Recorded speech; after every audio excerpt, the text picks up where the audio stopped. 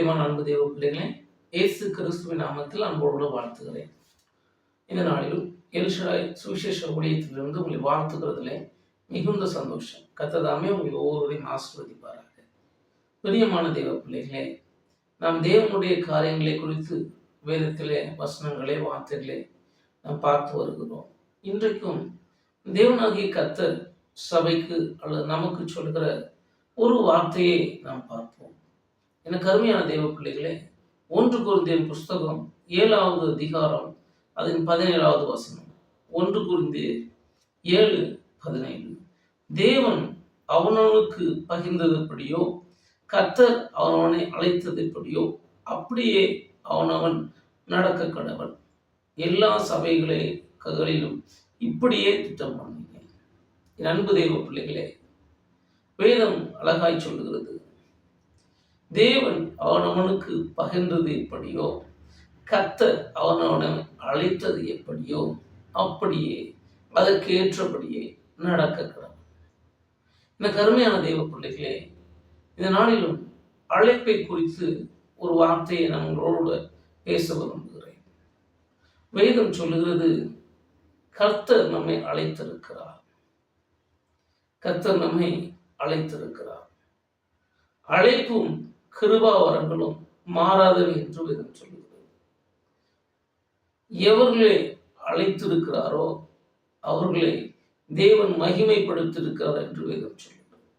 அழைப்பு என்பது சாதாரணப்பட்டது அல்ல.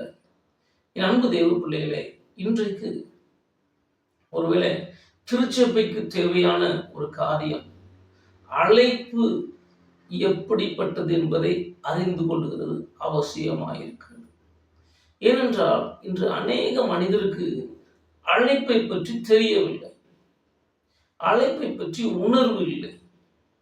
நான் ஊழியம் செய்கிறேன் அல்லது நான் ஜெபிக்கிறேன், நான் பணியாற்றுகிறேன், கர்த்தருக்காய் ஓடுகிறேன், சரிதான். ஆனால் வேதம் அழைப்பை குறிப்பிடுகிறதை பார்க்கிறோம்.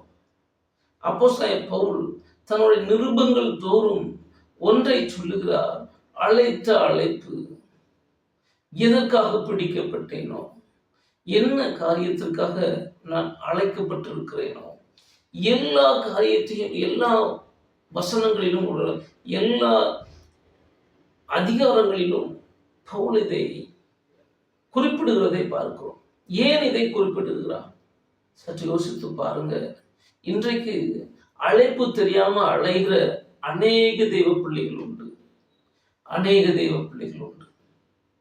ஏனென்று சொன்னால் அழைக்கப்பட்ட அழைப்பு அப்படி. யாருமே தெய்வ பிள்ளைகளே, வேதம் நமக்கு அழகாய் சொல்லுகிறது, அழைப்பு என்றால் என்ன? ஒரு சபைக்கு, ஒரு திருச்சபைக்கு எத்தனை அழைப்புகள் உண்டு? வேதம் அழகாய் சொல்லுகிறது, தேவன் சிலரை அப்போஸ்தலர்களாகவும் தீர்க்கதரிசிகளாகவும் சுவிசேஷகர்களாகவும் மேய்ப்பர்களாகவும் போதகர்களாக தெரிந்திருக்கிறார் என்று சொல்லி 5 விதமான காரியங்களை தேவன் தம்முடைய அப்போஸ்தலர் மூலமாய் நமக்கு சொல்கிறதை பார்க்கிறோம். ஏன் இப்படி சபைக்கு சொல்லுகிறார்? எனக்கு அருமையான தேவ பிள்ளைகளே, இன்றைக்கு சபைகளிலே இந்த 5 விதமான ஊழியங்கள் நடைபெறுகிறதா அல்லது இந்த 5 விதமான ஊழியத்தை சபை அங்கீகரிக்கிறதா? ஒரு சபை என்று எடுத்துக்கொண்டால் அந்த சபையிலே ஒரே ஒரு தீர்க்கதரிசியோ அல்லது ஒரு போதகரோ மட்டும்தான் இருக்கிறார்கள். மேய்ப்பர் இல்லை, சுவிசேஷகன் இல்லை. போதகன் இருந்தால் மேய்ப்பன் இருக்க முடியவில்லை, மேய்ப்பன் இருந்தால் தீர்க்கதரிசி இருக்க முடியவில்லை. ஏனென்று சொன்னால் ஒருவருக்கும் ஒரு மனம் இல்லை. என்னோட அவர் பெரியவரா, அவரோட இவர் பெரியவரா என்று சொல்லி வாக்குவாதங்கள் ஏற்படுகிறது. சற்று யோசித்து பாருங்க. நம்முடைய முகம் இருக்கிறது, நம்முடைய முகத்துல தேவன் அழகாய் 2 கண்களை கொடுத்திருக்கிறார். 2 கண்களை தேவன் நமக்கு கொடுத்திருக்கிறார். ஒற்றை கண்ணாய் இருந்தால் அசிங்கமா இருக்கும். 2 கண்களை கொடுத்து அவனை அழகாய் உண்டாக்கி இருக்கிறார். சபையும் அப்படிதான் அலங்கரித்திருக்கிறார். மூப்பர்களை கொண்டு, அப்போஸ்தலர்களை கொண்டு, தீர்க்கதரிசிகளை கொண்டு, சுவிசேஷர்களை கொண்டு, மேய்ப்பர்களை போதகர்களை கொண்டு அலங்கரித்திருக்கிறார். இன்றைக்கு எப்படி ஆசைப்படுகிறோம்? தீர்க்க தரிசனம் சொல்லி நடத்துகிறவர்கள் தீர்க்கதரிசியாக இருந்தால் நல்லா இருக்குமே யோசிக்கிறார்கள். மேய்ப்பர்களாய் இருந்தால் நல்லா இருக்குமே என்று யோசிக்கிறார்கள். என் அன்பு தேவ பிள்ளைகளே, ஒரு சபையை சற்று யோசித்து பாருங்க. முகத்தில் இருக்க இந்த முகத்துல இந்த கண் முழுவதுமாய் நிறைந்திருந்தால் அந்த முகம் பார்க்க அழகா இருக்குமா? இல்லை, அவ்வளவு சின்னமா இருக்கும். அவ்வளவு சின்னமா இருக்கும். அதே போலதான் அழைப்பு. அழைப்பு அப்படித்தான். எல்லாருக்கும் எல்லா அழைப்பும் அல்ல. ஒவ்வொரு மனிதனுக்கும் ஒவ்வொரு அழைப்பை தேவன் வைத்திருக்கிறார். ஒவ்வொரு தெரிந்து கொள்வதை தேவன் வைத்திருக்கிறார்.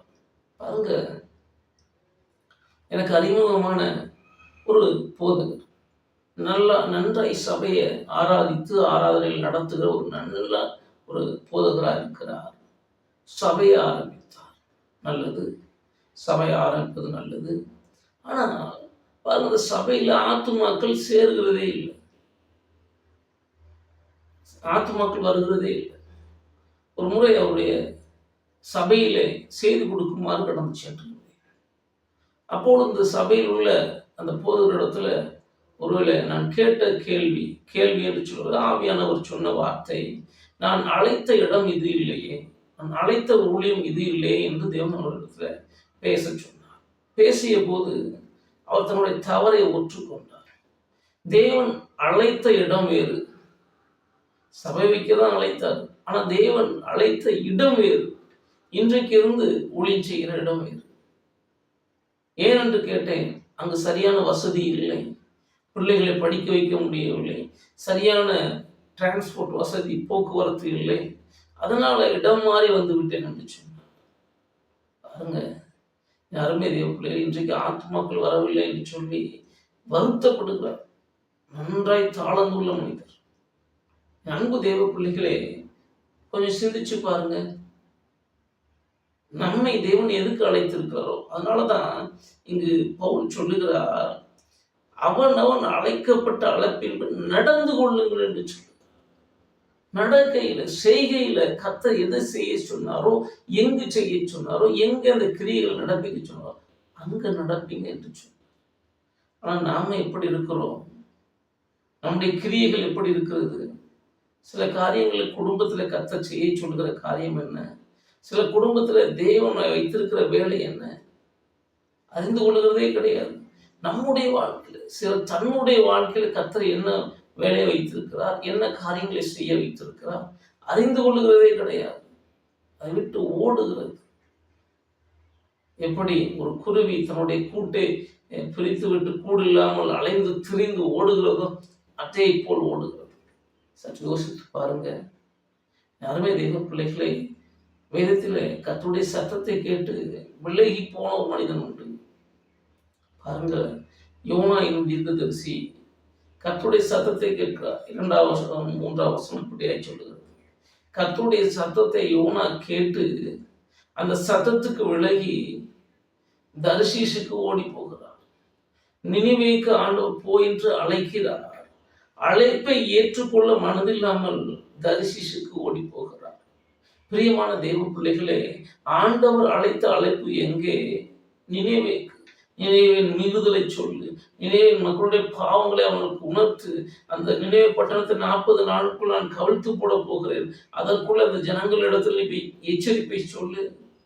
ஆனா யோனாவுக்கு அதுக்கு மனம் இல்லை. அந்த ஜனங்கள் பொல்லாதவர்கள், கொடிய மனிதர்கள், தன்னை ஏதாவது செய்து விடுவார்கள், அல்லது அங்கு ஒரு நல்ல கம்ஃபர்ட் வாழ்க்கை இல்லை, அங்க உபத்திரவம் அதிகம்.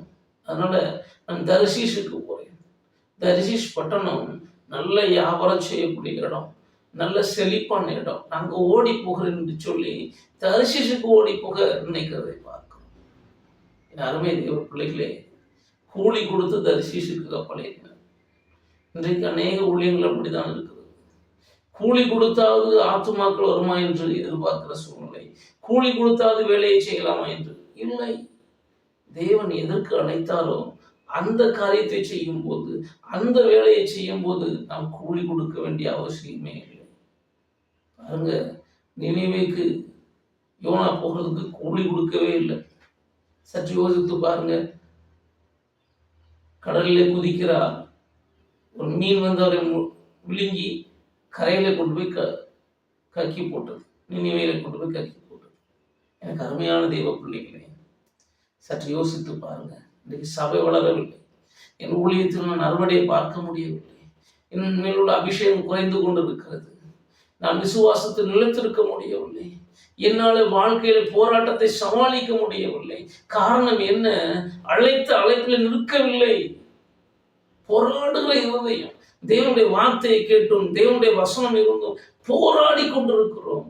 பிரியமான தெய்வ பிள்ளைகளே, போராட்டத்தை விடுங்க. யோனா போராடி பார்த்தார், முடியவில்லை. தேவனிடத்துல ஒப்பு கொடுத்தார், காரியம் முடிந்தது. கர்த்தர் அந்த மனிதனை கொண்டு நினிவேவை ரட்சித்தார். இன்றைக்கும் எனக்கு அருமையான தெய்வ பிள்ளைகளே, கர்த்தர் உங்கள் மேல் வைத்திருக்கிற அழைப்பு, கர்த்தர் உங்களை செய்ய சொல்லுகிற காரியம் என்னவென்று அமர்ந்திருந்து கேளுங்க. இருதயம் சொல்றதை கேட்டுறாரு.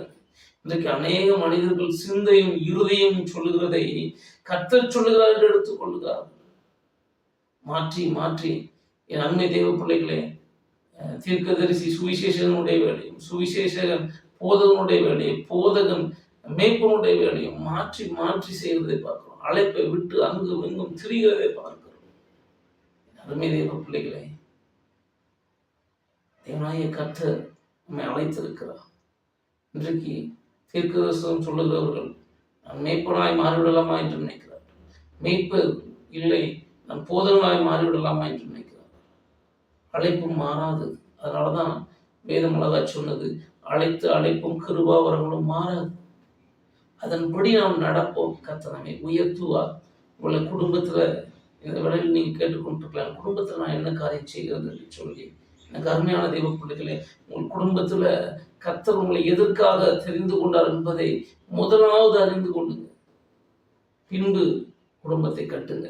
தனிப்பட்ட வாழ்க்கையில் கர்த்தர் உங்களை எதற்கு அழைத்தார் என்பதை தெரிந்து கொள்ளுங்க. அதன் பின்னால் நீங்கள் நில்லுங்கள். கர்த்தர் உங்களை ஆசீர்வதிப்பார், உங்களை தேவன் கனப்படுத்துவார். செபிப்போமா? என்னோட கூட இணைந்து, ஆண்டவரே, இன்றைக்கு எங்கள் அழைப்பை, எங்கள் தெரிந்து கொள்ளுதலை தேவரே உறுதிப்படுத்தும் என்று சொல்லுங்க. கர்த்தர் உங்களுக்கு உறுதிப்படுத்துவார். ஜெபிப்போம். அன்பின் பரலோக பிதாவே, நோக்கி பார்க்கிறோம். அருமையான இந்த வேலைக்காய் ஸ்தோத்திரம். ஏதோ எங்களுடைய வார்த்தைகள் எல்லாம் நீ கேட்கிறீங்க. எங்களுடைய வார்த்தைகள் எல்லாம் உங்களுக்கு முன்பதாக இருக்கிறது. அழைத்த அழைப்பு மாறாதவைகள் என்று வேதம் சொல்லுகிறது. ஏதோ அழைக்கப்பட்ட அழைப்பில் நிற்க முடியாமல் ததும்பி கொண்டு இங்கும் அங்குமாய் ஓடுகிற பிள்ளைகளை கர்த்தர் கண்ணோக்கி பார். அழைத்த அழைப்பை நிறைவேற்ற அதன்படி நடக்க கிருபைத்தார்.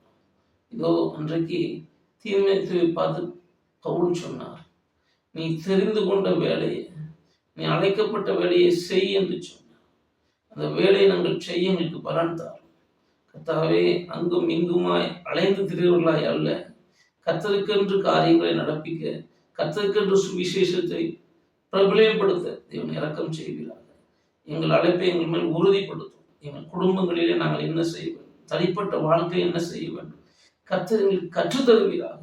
அதுக்கு எதிரடைய போராடுங்கள், பொல்லாத கிரியைகள் அகன்று போகட்டும். தேவனுடைய கரத்திலே ஒப்பு கொடுக்கிறேன்.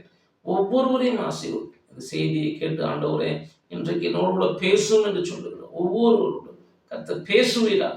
தேவனுடைய இரக்கத்துக்கு ஒப்பு கொடுக்கிறேன். இயேசுவின் நாமத்தில் பிதாவே, ஆமென். எனக்கு அருமையான தெய்வ பிள்ளைகளே, கர்த்தர் நம்முடைய ஜெபத்தை கேட்டிருக்கிறார். கர்த்தரிடத்துல கேளுங்கள். அவர் உங்கள் அழைப்பையும் உங்கள் தெரிந்து கொள்ளுதலையும் உறுதிப்படுத்துவார். செய்வோம், செயல்படுவோம். கர்த்தர் நம்மை ஆசீர்வதிப்பார்.